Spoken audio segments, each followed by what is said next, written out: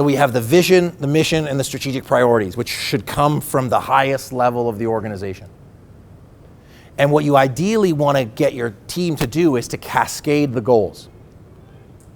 So whether you are looking at functional management, as in each different department has a goal, you want to create something that looks like this, where you have the organizational vision, you have the organizational mission, you have the organizational strategic priorities, and then each department and each individual, that's you, has your own strategic plan or action plan to contribute all the way up. So the information goes from top down and then bottom up. So that ultimately everybody's aligned and moving forward on the same plan. So how do you get your team involved? So this is like the most important part. Wherever you're at, if you're creating a plan, getting your team involved in the process is going to make a huge difference for you and your ability to be successful. You want to get them bought in and aligned. So talk about why do strategic planning.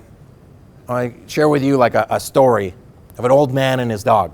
The old man's inside in this picture. Okay.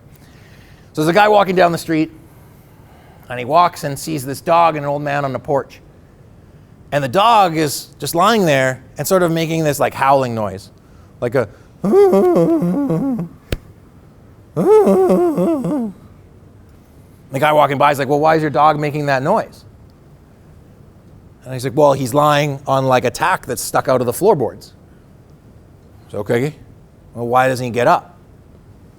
Well, it doesn't hurt that bad. And so many organizations are like that. They don't do anything until it hurts that bad. And so the number one thing I can encourage you to do is when you're getting your team involved in this process, again, no matter what level you're at in the organization, there has to be a sufficient urgency and motivation to do it. Otherwise, nobody's going to change. Nobody really stops smoking or stops drinking until their doctor says so, because that's when it gets real bad. So what is the urgency that you can create within your team? Now, once you create that urgency, you want to get alignment. You want everybody to be bought into that vision, to that future that you see. So how do you do that? You communicate clearly and simply. Get buy-in, so show people what success looks like, what that process looks like. Match goals and motivation. So again, for you guys, how do your own individual goals and individual personal motivation align with the organization's goals? And if you're leading somebody, find out what their motivation is. And say, great, I see what's in it for you. People don't care about you, they care about themselves. So what is in it for them to make that strategic plan or make whatever you're up to a success? And then finally, how do you get alignment?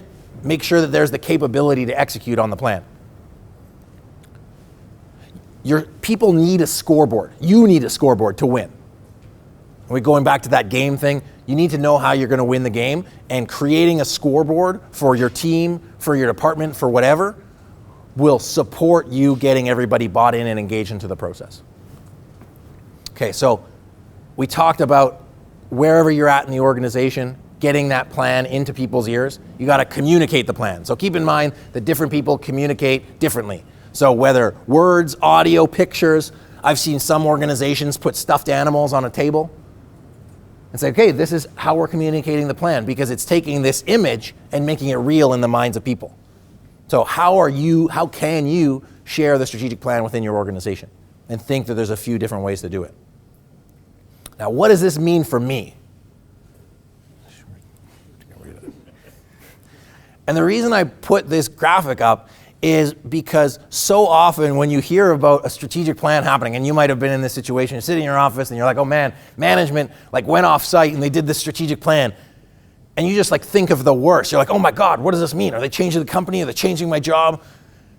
You just, like most people, go to fear immediately. And it's fear because we're humans and we fear uncertainty. We want to survive. And so the key part about getting people bought into your strategy is actually letting them know, here's the plan. Here's what it means to you.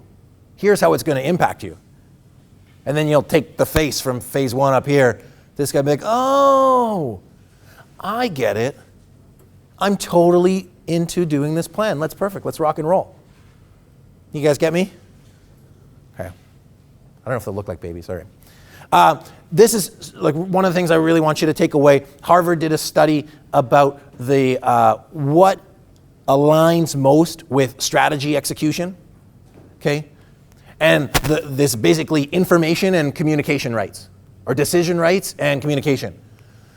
So the top trait of an organization that has high performing execution is that everybody knows the actions that he or she is responsible for.